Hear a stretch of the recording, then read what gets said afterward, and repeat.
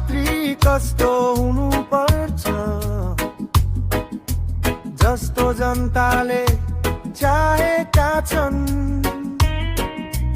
गृहमन्त्री कस्तो हुनुपर्छ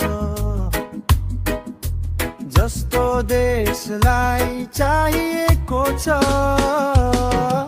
प्रधानमन्त्री कस्तो हुनुपर्छ कुरा होइन काम गर्ने हुनुपर्छ।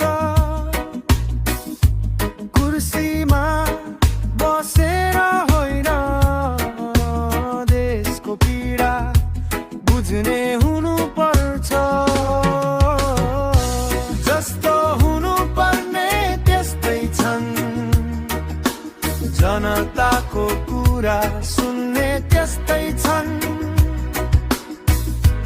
पुरानो चाल होइन नयाँ सोच बोकी अगाडि बढ्ने बाटो रोजेका छन्।